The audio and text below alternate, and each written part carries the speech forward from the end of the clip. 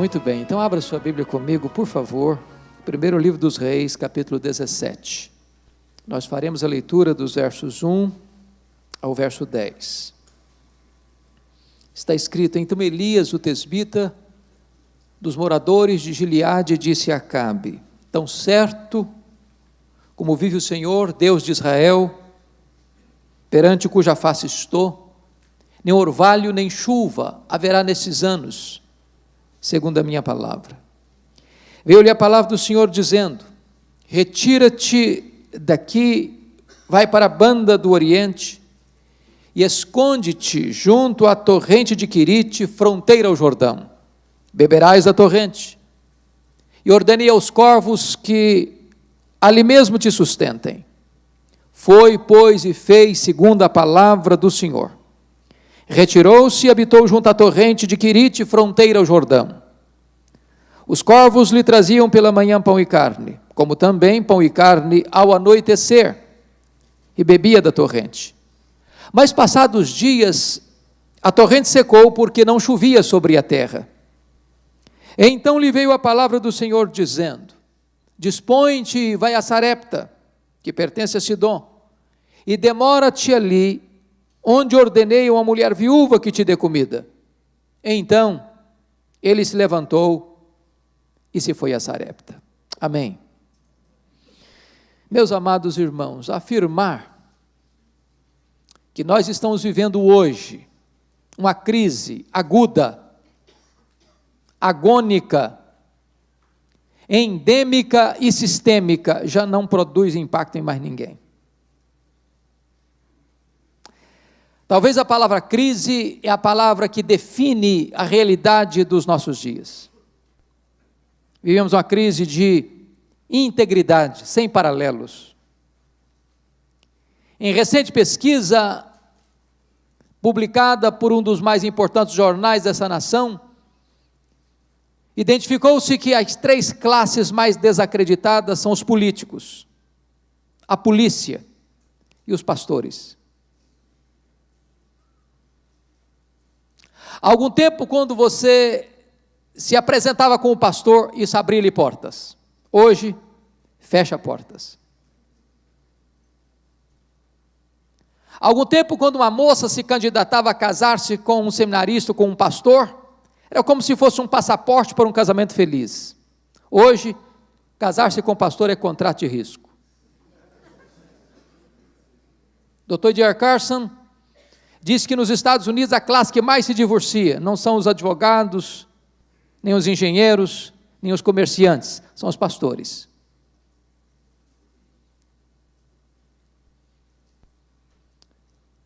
Quando eu paro para pensar sobre isso,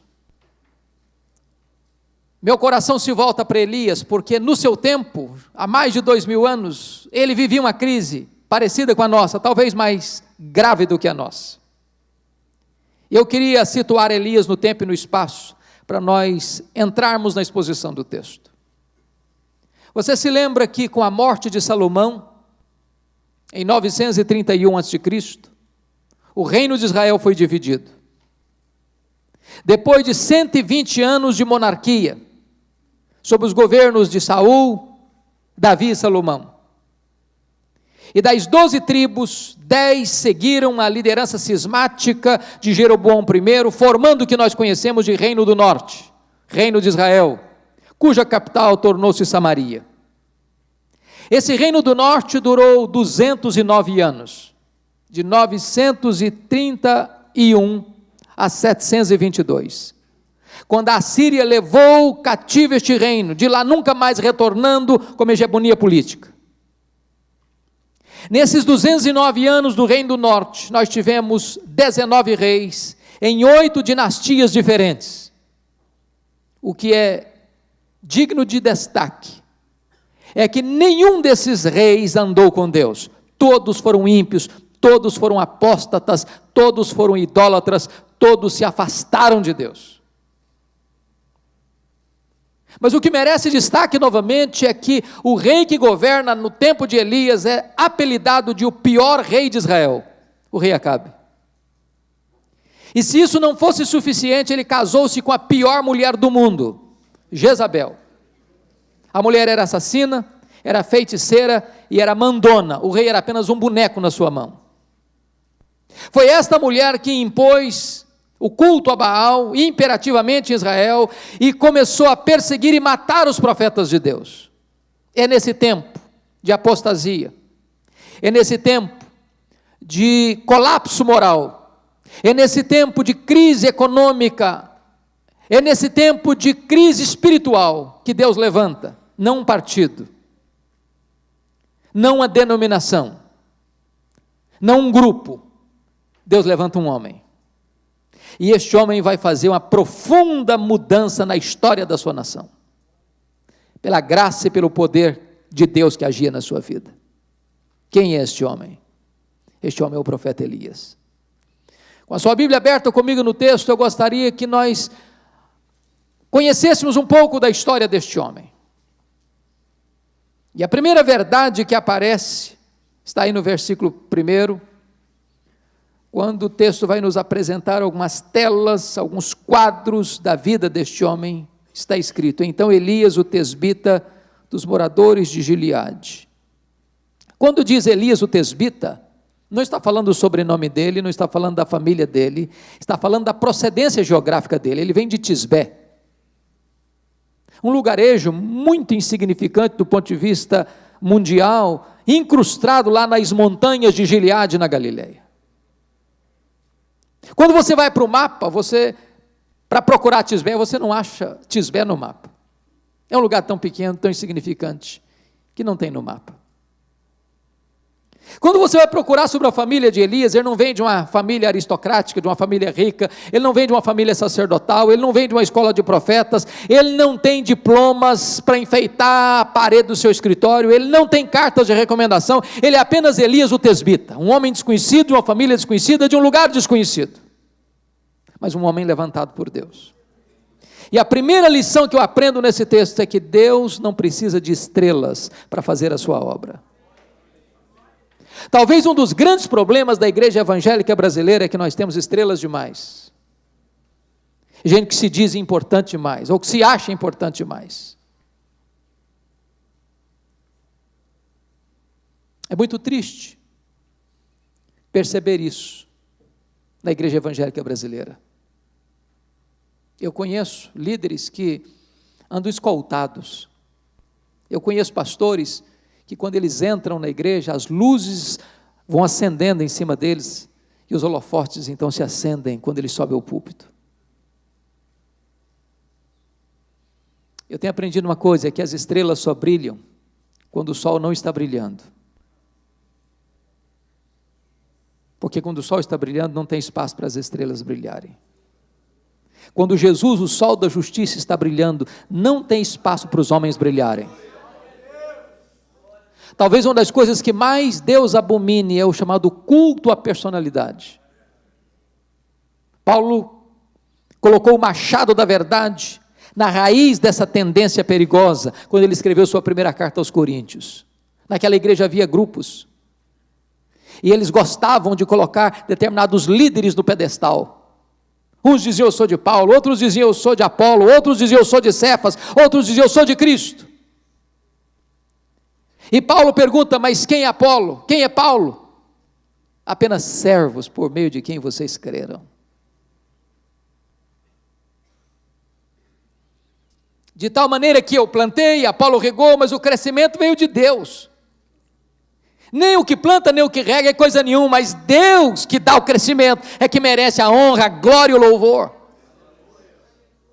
E Paulo vai adiante quando ele chega no capítulo 4 de 1 Coríntios e diz, importa que os homens nos considerem como ministros, como dispenseiros da multiforme graça de Deus, e o que se requer desses ministros é que eles sejam encontrados fiéis. Você sabe que existem 3 palavras distintas no grego, pelo menos, para descrever a questão de servo. A primeira delas é diáconos. O diácono é aquele que serve. A segunda é doulos, é o escravo.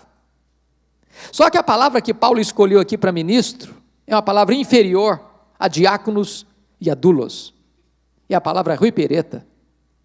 E ruipereta é um escravo condenado à morte, que antes de morrer tem que prestar um serviço. Eram os remadores de galés, nos porões dos navios.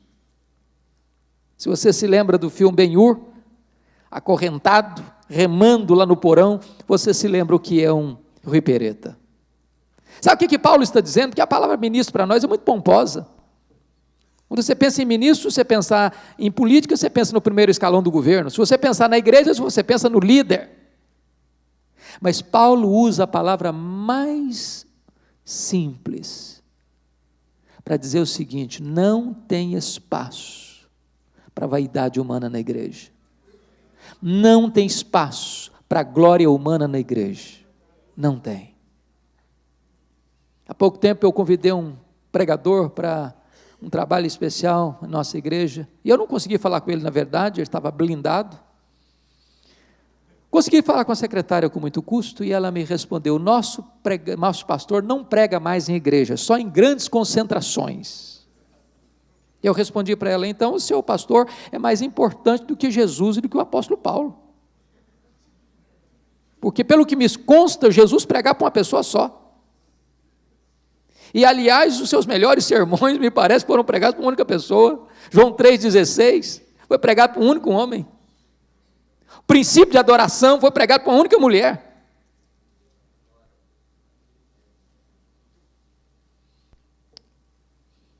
Elias, o tesbita. Deus pode levantar você e eu. Deus pode usar gente como você e eu. Deus pode usar gente simples como você e eu. Mas prossiga comigo no verso 1, porque é outra verdade que merece destaque aí. Tão certo como vive o Senhor, Deus de Israel, perante cuja face estou, nem orvalho nem chuva haverá nestes anos, segundo a minha palavra. E você pergunta: mas por que Elias tem tanta garantia de que não vai chover? E ele não está dizendo segundo a palavra de alguém, ou segundo a própria palavra de Deus, segundo a minha palavra não vai chover. E você pergunta: mas por que ele tem essa certeza? O texto não responde. Mas a resposta está lá em Tiago 5,17, quando diz que Elias orou com instância para não chover, e não choveu. Você aprende a segunda lição aqui: você só pode se levantar diante dos homens se primeiro você se curvar diante de Deus. Elias só se levantou diante do rei, porque primeiro ele se prostrou diante do rei dos reis. Talvez o grande drama hoje da nossa igreja, da igreja evangélica brasileira, maiormente das igrejas históricas, é que nós separamos a academia de piedade, separamos pregação de oração. Temos verdadeiros gigantes do saber no púlpito, mas nanicos na vida de oração. Gente que tem luz na cabeça, mas não tem fogo no coração. Gente que conhece muito a respeito de Deus, mas não conhece a intimidade de Deus. Talvez esse seja um dos problemas hoje na maioria dos seminários. Quase toda a informação que nós recebemos é para a cultura da cabeça e muito pouco para a cultura do coração.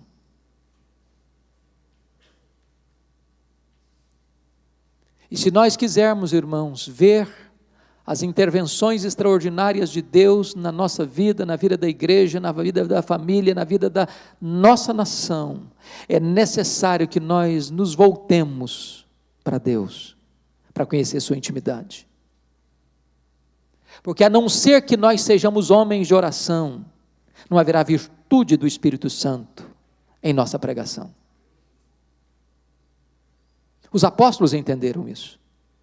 Quando eles disseram: quanto a nós nos consagraremos à oração e ao ministério da palavra. Não diz quanto a nós nos consagraremos ao ministério da palavra e à oração. E talvez você pergunte: mas por que essa ordem? Eu lhe pergunto e eu não espero resposta. Pense: o que é mais importante?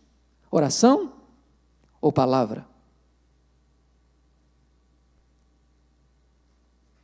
Por que o Espírito Santo que revelou esse texto colocou a oração primeiro? A melhor resposta que eu já ouvi foi de um doutor coreano, que ensinou sobre oração no seminário por longos anos. Ele disse o seguinte: Deus dá tanta importância à sua palavra, que Ele colocou a oração primeiro. Porque se você não for um homem ou mulher de oração, não haverá virtude de Deus na sua boca. Uma coisa é proferir a palavra de Deus, outra coisa é ser boca de Deus.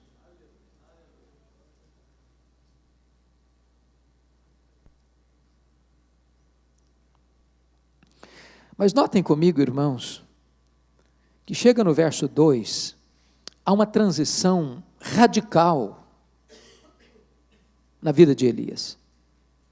Eu diria para você que é uma transição de anticlímax, porque Elias saiu do anonimato e começa o ministério dele no palácio, pregando para o rei. Muitos de nós jamais entraremos num palácio para pregar para o rei.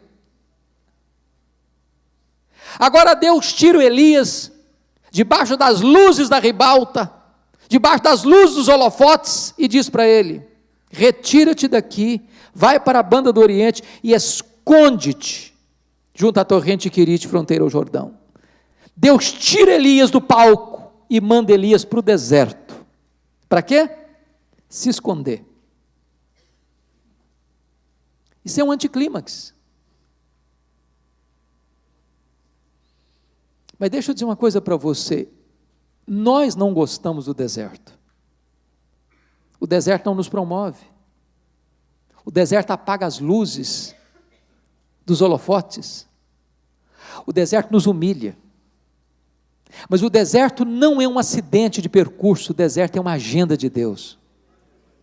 O deserto é a escola superior do Espírito Santo, onde Ele treina os seus líderes mais importantes.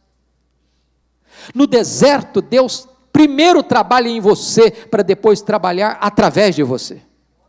Porque Deus está mais interessado em quem você é, do que no que você faz. Nós vivemos numa geração que valoriza trabalho, performance, resultados. Somos uma geração pragmática. Mas Deus está mais interessado no seu coração do que no seu trabalho. Deus está mais interessado na sua vida do que nas suas realizações. Vida com Deus precede trabalho para Deus.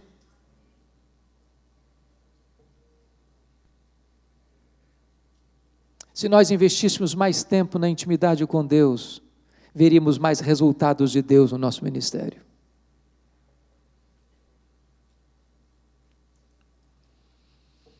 A segunda coisa que Elias precisava aprender na escola do deserto, é que na escola do deserto, além de você entender que primeiro Deus trabalha em você, para depois trabalhar através de você, na escola do deserto você vai ter que aprender a depender mais do provedor do que da provisão.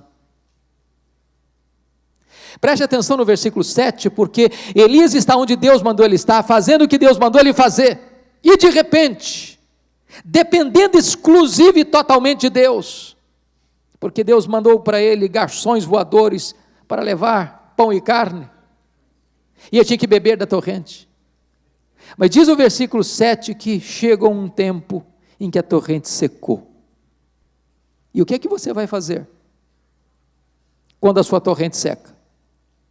E você está fazendo o que Deus mandou você fazer, e você está no centro da vontade de Deus.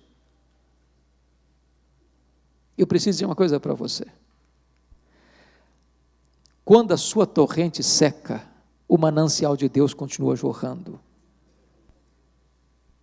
Quando a sua provisão acaba, os celeiros de Deus continuam cheios. Você precisa depender mais do provedor do que da provisão. Esta é uma lição fundamental no deserto da vida. Deus está treinando primeiro você, equipando primeiro você, para depois você fazer a sua obra. Me permitam, por gentileza, contar uma experiência pessoal. No ano 2000, eu fui para os Estados Unidos fazer o meu doutorado em ministério na área de pregação. E eu fui com a minha família. E naquela época, o conselho da igreja que pastoreio, já há 27 anos, votou uma verba que, em acordo, achamos que seria suficiente, $2.300 por mês. E eu fui com a intenção de encontrar meia bolsa, não encontrei bolsa de 1 centavo. É claro que eu tinha coisas para deduzir desse valor. Primeiro, que pastor é dizimista. Pelo menos pressuponho que seja.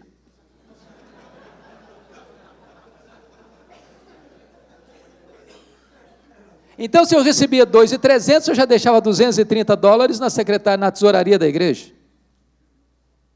Recebia 2,70.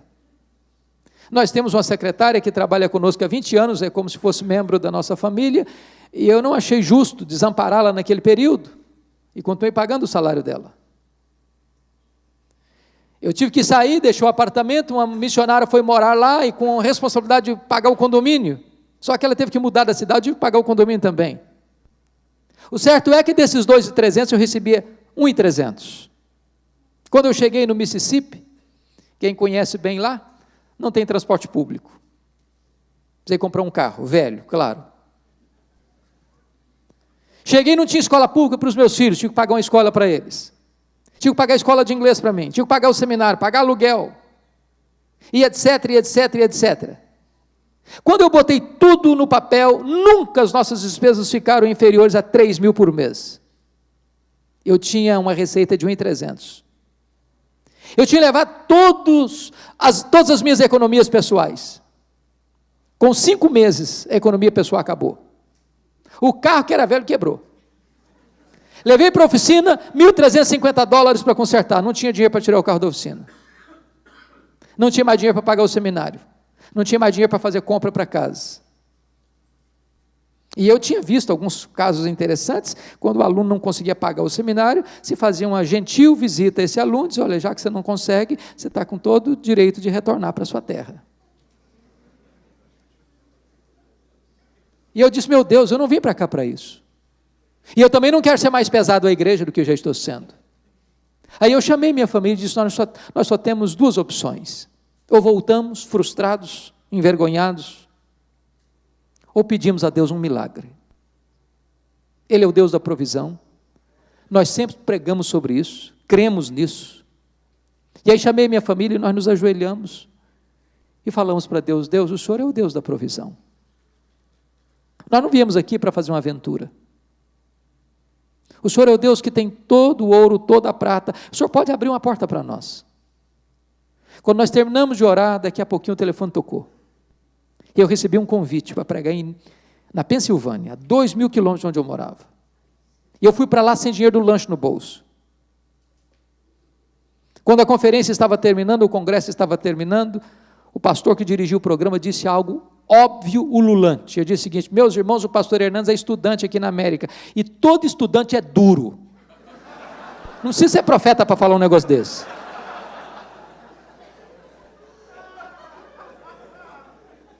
Se alguém quiser ajudá-lo, fique à vontade para fazê-lo. Eu saí daquele congresso com $5.500 de oferta. Um pastor me procurou depois do programa e disse, eu vou lhe mandar $300 por mês até você terminar o seu curso. Eu voltei para casa chorando. Peguei o carro da oficina, paguei o seminário, fiz compra para casa, sobrou dinheiro ainda. Na semana seguinte, um segundo convite para pregar em New Hampshire, a 2.500 quilômetros onde eu morava. Eu estava pregando meu último sermão, quando um presbítero veio por trás de mim e botou um bilhete dentro da minha Bíblia, assim, eu não sei o que está acontecendo com a sua vida, mas Deus tocou o meu coração, e eu vou lhe mandar $600 por mês, até você terminar o seu curso. No final me deram $2.500 de oferta. Para encurtar a conversa, eu fiz 21 viagens a convite para pregar. Em 10 estados diferentes, em cada lugar que eu ia, Deus fazia um milagre diferente. Um dia uma mulher fez uma viagem de 60 milhas, de noite, debaixo de neve, porque Deus tocara o coração dela onde ela estava, para ir onde eu estava, para dar uma oferta para mim. No dia que eu vim embora, eu fui ao banco para fechar a conta. Para minha surpresa, exatamente o valor das nossas economias pessoais que nós havíamos levado, estava lá no banco. E Deus me ensinou uma lição. Quando a sua fonte seca, o manancial de Deus continua jorrando. Quando a sua despensa está vazia, o celeiro de Deus continua cheio. Você precisa depender mais do provedor do que da provisão. Mas veja comigo, irmãos, uma terceira cena na vida do Elias. Confira o verso 8, há uma outra transição na vida dele. Está escrito aí.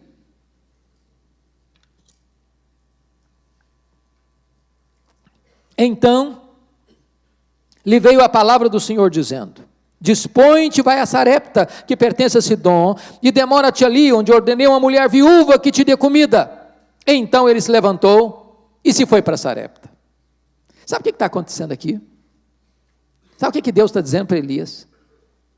Deus está dizendo o seguinte para Elias: Elias, você acabou o estágio do deserto.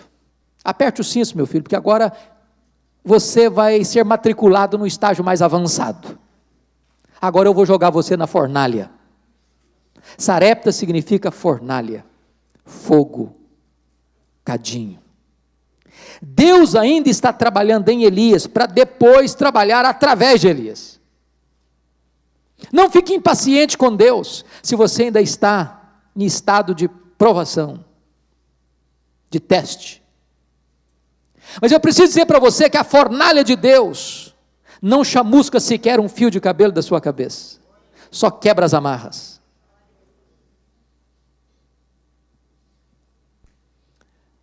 O que Deus está falando para Elias não é coisa simples, não. Dispõe-te, vai a Sarepta. Sarepta ficava fora de Israel, em Sidom. E era um tempo de crise, de seca severa. A fome não assolava apenas Israel, mas também as cidades e região vizinha. E se você perceber, Elias estava esse tempo todo em Sarepta fazendo o quê? Escondido. Escondido de quem? De quê? Da fúria de Acabe, da perseguição implacável de Jezabel. E agora Deus diz para ele: agora eu quero que você saia desse esconderijo, e você vai ter que botar a cara na rua, vai ter que botar o pé na estrada, vai ter que aparecer. Se você ler comigo o capítulo 18, e eu te convido a fazer isso, versículo 10, acompanhe por favor. O que é que aconteceu nesse tempo em que Elias ficou escondido em Sarepta? Em Querite. Confira aí. Tão certo como vive o Senhor teu Deus, não houve nação nem reino aonde o meu Senhor Acabe, acrescenta Acabe aí, não mandasse homem à tua procura, e dizendo eles: aqui não está, fazia jurar aquele reino e aquela nação que te não haviam achado. Elias era o homem mais procurado, vivo ou morto em Israel e fora de Israel. Sair do esconderijo de Querite e ir para Sarepta, ele corria um sério risco de ser morto pela polícia de Acabe. Mas o Deus que envia é o Deus que protege. E Deus tem senso de humor, sabia? É incrível isso. Porque o que Deus diz para Elias não faz o mínimo sentido. Deus diz assim: vai, porque lá eu ordenei uma mulher viúva que te dê comida. Se Deus dissesse o contrário, faria um pouco de sentido. Se Deus dissesse assim: chega de ficar descansando, Elias, vamos trabalhar um pouquinho agora, eu quero que você sustente uma mulher viúva. Ele poderia pensar: pelo menos eu tenho um ministério. Mas o que Deus diz para ele é o contrário disso: vai, porque lá eu ordenei uma mulher viúva que te dê comida. E ele sai de Querite para não morrer de sede, e quase morre de fome em Sarepta, porque a viúva que vai dar comida para ele está morrendo de fome. É como se Deus dissesse para você: pode ir, meu filho, a porta está aberta, e você chega lá, a porta está fechada. Pode ir, meu filho, vai ter provisão, você chega lá, não tem provisão. Pode ir que eu vou sustentar você, chega lá, não tem sustento. Deus ainda está trabalhando em Elias, para depois trabalhar através de Elias. Deus está mais interessado em quem você é do que no que você faz.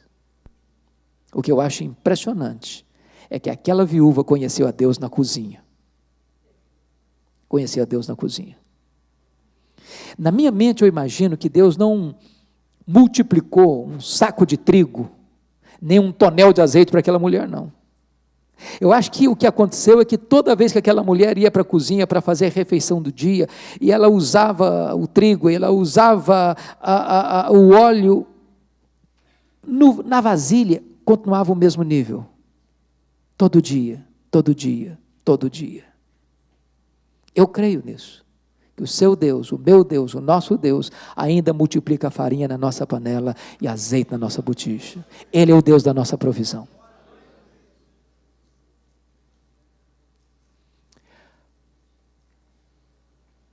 Algumas pessoas que dizem assim, não, o tempo dos milagres de Deus passou. Deus não faz mais, Ele fez. Eu não posso concordar com isso. O Deus da Bíblia é o mesmo ontem, é o mesmo hoje, é o mesmo para sempre, o mesmo Deus. Ele faz o que Ele quer, onde Ele quer, com quem Ele quer, para a glória do seu nome. Ninguém pode impedir a mão de Deus de agir. Por outro lado, na mesma casa que acontece um milagre, também acontece uma tragédia. Ser crente não é viver numa redoma de vidro, blindado, imune às intempéries e vicissitudes da vida, incólume aos grandes abalos da existência humana. O filho único dessa viúva adoece e morre. Crente bate carro, crente perde emprego, crente fica doente.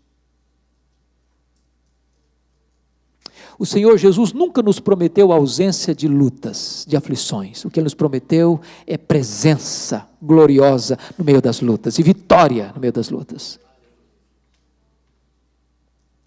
Mas sabe o que mais me chama a atenção nesse texto? Você que é pastor sabe disso. É que a mulher pôs a culpa da morte do seu filho em Elias. A psicologia humana prova isso. Todo ser humano tem uma necessidade de transferir suas angústias, suas dores, seus dramas, ou projetar esses dramas para alguém. Tem que culpar alguém.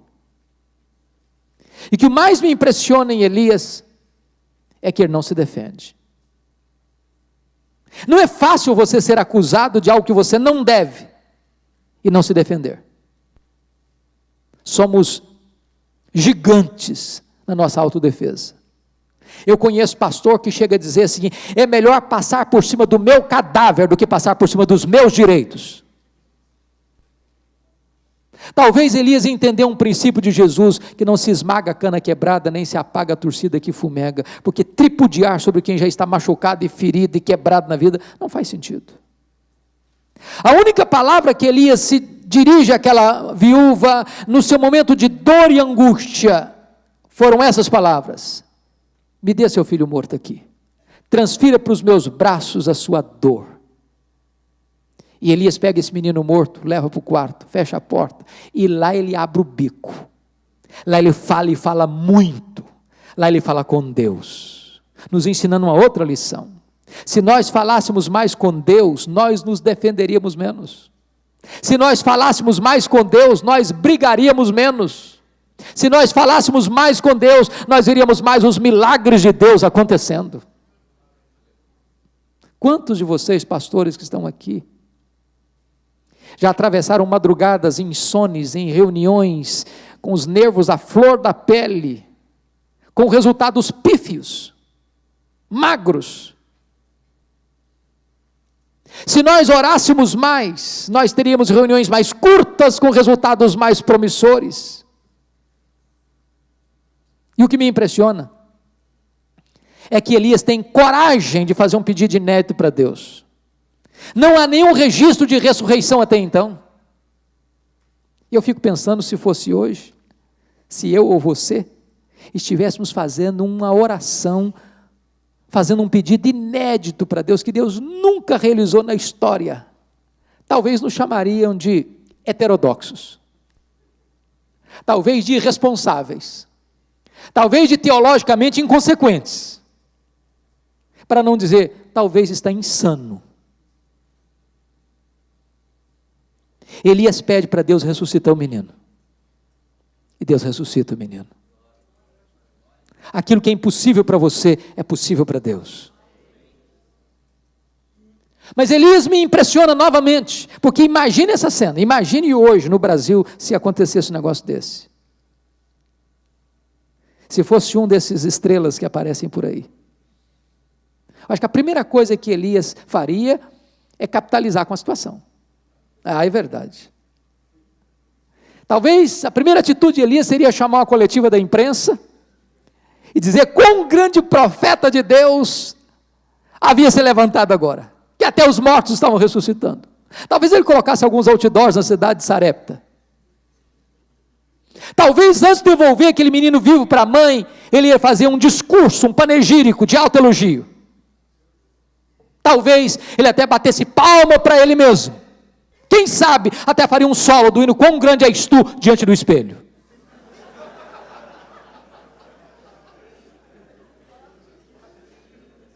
Elias não faz nada disso. Ele simplesmente diz: mulher, o teu filho vive. Sabe o que Elias está nos ensinando aqui? Se Deus, pela sua graça, está usando a sua vida, bote a boca no pó. Porque tudo vem dele, tudo é por meio dele, e tudo é para ele. Mas deixa eu dizer outra coisa para vocês. Quando você honra Deus, Deus honra você. Confira comigo o último versículo deste capítulo, versículo 24. Então a mulher disse a Elias: nisto conheço agora que tu és homem de Deus, e que a palavra do Senhor na tua boca é verdade. Chama a sua atenção para duas verdades preciosas aqui. Primeiro, como nós deveríamos ser chamados ou conhecidos? Homens importantes, homens cultos, homens ricos, homens reconhecidos, homens populares. Talvez a maior necessidade nossa hoje é de sermos conhecidos como homens de Deus, mulheres de Deus. Somos famintos por reconhecimento, por títulos, por fama, por troféus, por medalhas.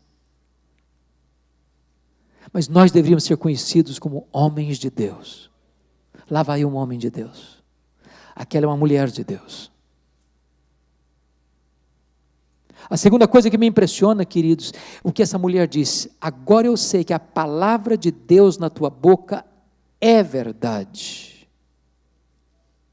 Isso me faz tremer os joelhos. Porque então existe a possibilidade da palavra de Deus não ser verdade na minha boca? Jeremias 15:19 diz assim: se tu te arrependeres, eu te farei voltar e estarás na minha presença. Se apartares o precioso do vil, serás a minha boca. Nem todos aqueles que proferem a palavra de Deus são boca de Deus. Você já parou para perceber isso? Uma pessoa chega e prega uma verdade e nada acontece. A outra chega e prega a mesma verdade, os corações se derretem. Por quê? É porque um é boca de Deus, o outro não é. Alguns de vocês aqui conheceram o querido pastor Antônio Elias, de saudosa memória. Um dos homens mais piedosos que eu tive o privilégio de conhecer. Um dia ele estava pregando uma conferência como esta, e levantou-se alguém e perguntou para ele: pastor Antônio Elias, o que é unção? Esperando talvez uma resposta elaborada, teologicamente complexa. E ele disse: filhos, é muito simples de entender. Unção significa que uns são, outros não são.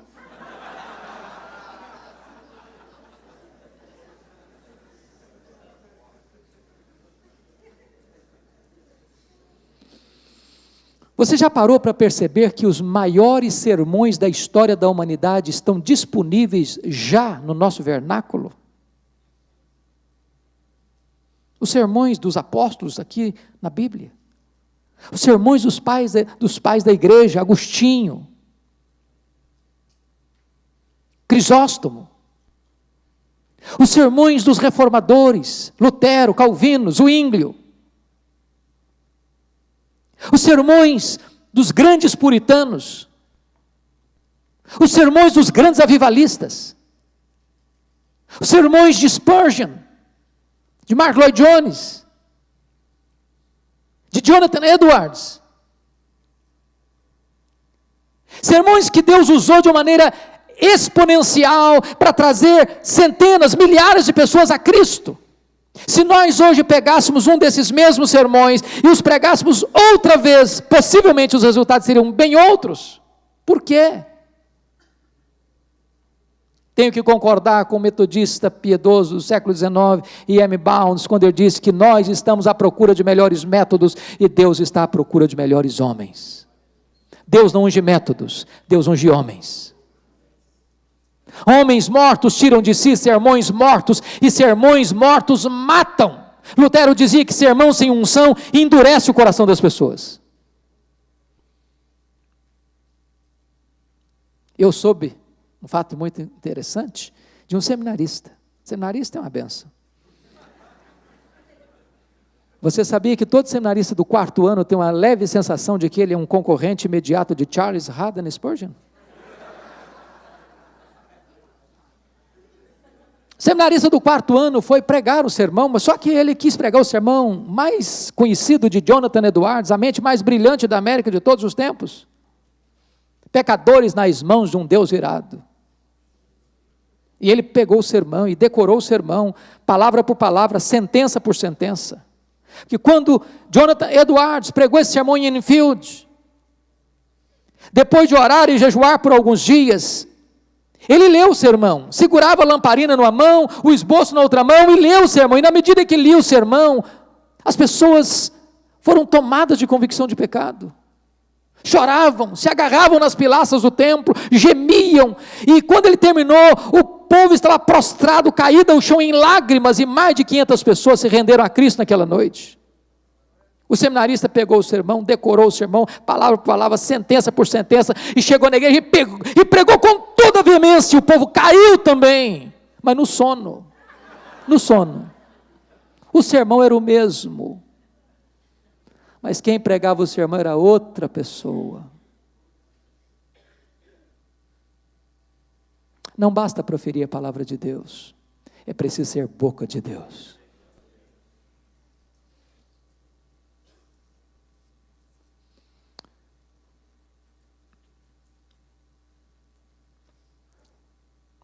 A minha oração, queridos, é que Deus levante na nossa geração, tão carimbada pela crise, novos Elias.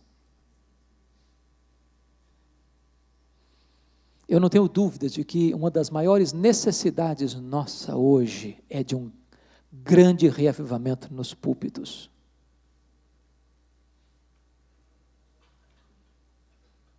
Eu penso que a igreja evangélica brasileira precisa de duas coisas urgentes. Primeiro, de uma reforma. Quando eu penso em reforma, não estou pensando em novidades, não. Eu estou pensando exatamente o contrário disso. É voltar às origens. Voltar às origens. Voltar ao primeiro amor. Voltar à pregação bíblica, voltar à pregação apostólica, voltar a dar a ênfase nas grandes verdades da graça de Deus. De pregar o genuíno evangelho de Jesus Cristo, de abandonar as práticas pragmáticas tão comuns e conhecidas no mercado da fé, para você crer que a palavra de Deus é viva, é eficaz, é poderosa, e quando você a proclama na virtude, no poder do Espírito Santo, Deus é poderoso para agir nos corações, trazendo convencimento de pecado, regeneração, conversão, salvação, mudança de vida. A segunda coisa que eu penso que nós precisamos urgentemente é de um reavivamento. Tem muita gente pregando verdadeira doutrina, mas estão secos como um poste, estão áridos como um deserto. Nós precisamos do óleo do Espírito sobre a nossa cabeça. Quando perguntaram para Dwight Lima Moody, qual é o maior problema da obra? Moody respondeu, o maior problema da obra são os obreiros. Talvez eu e você somos o maior problema da igreja. Talvez se nós lêssemos um pouco mais Joel, chore os sacerdotes, ministros do Senhor, entre o pórtico e o altar. Falta lágrimas, falta quebrantamento, falta dependência de Deus. A estatística prova que a média de vida devocional dos pastores brasileiros não passa de 15 minutos por dia. Temos muita luz na cabeça, pouco fogo no coração. Quando perguntaram para Dwight Lima Moody, como é que começa um avivamento na igreja? Ele respondeu: acenda uma fogueira no púlpito.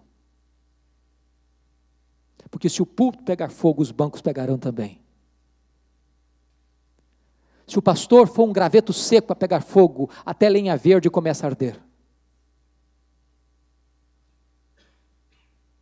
Eu estive visitando a missão Quassisabanto, na África do Sul, em 1991.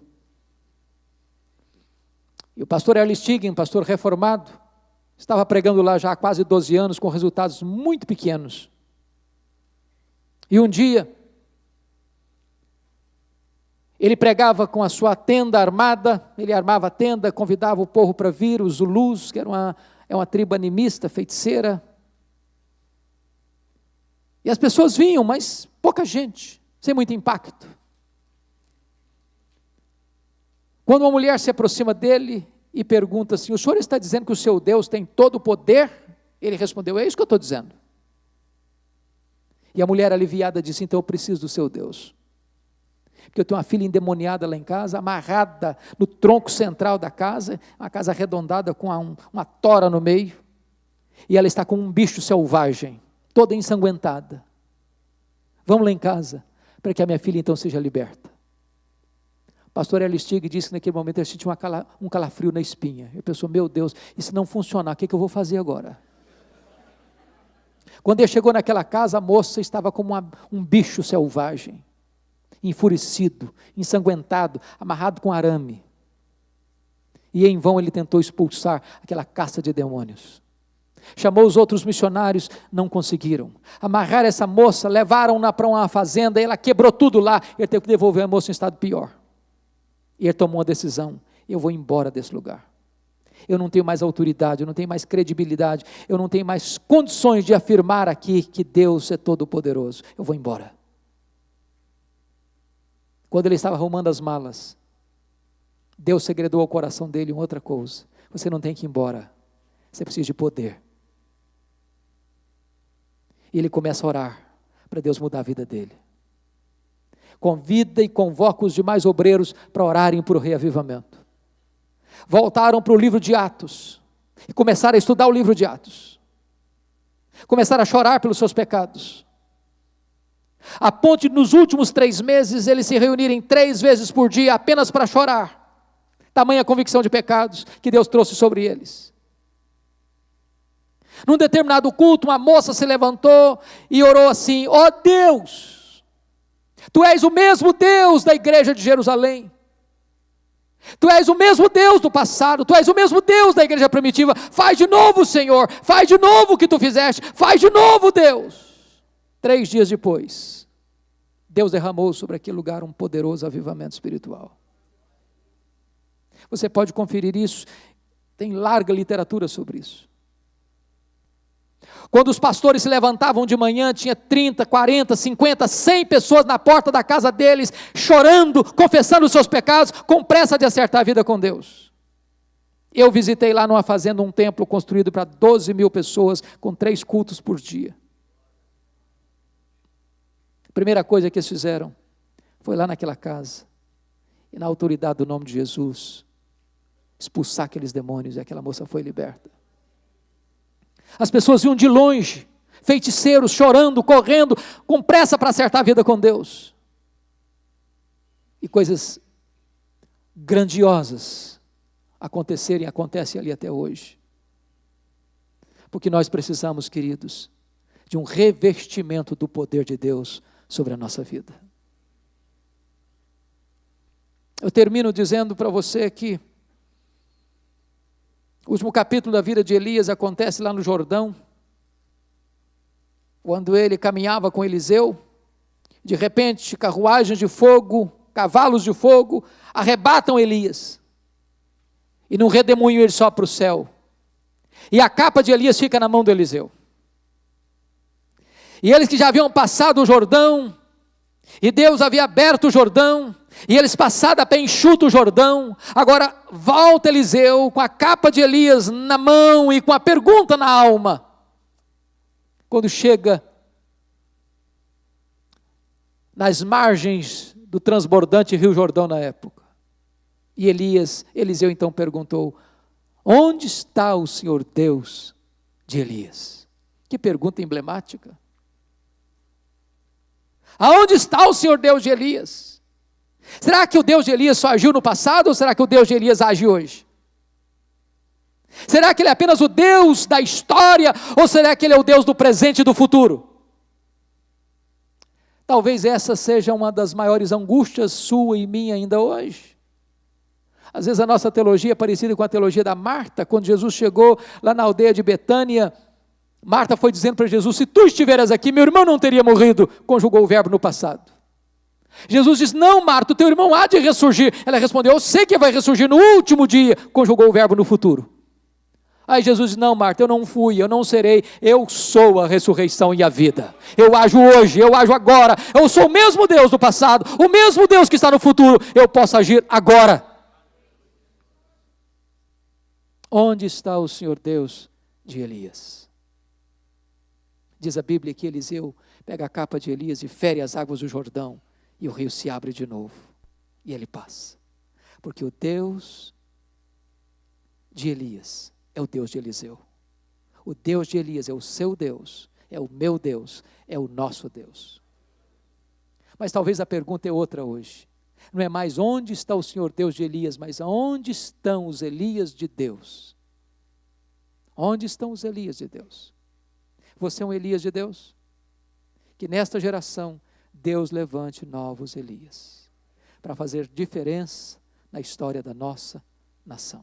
Curva sua fronte, vamos orar.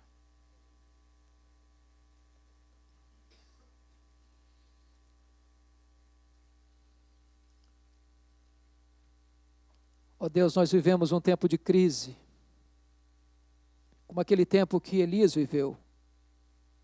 Crise política, crise moral,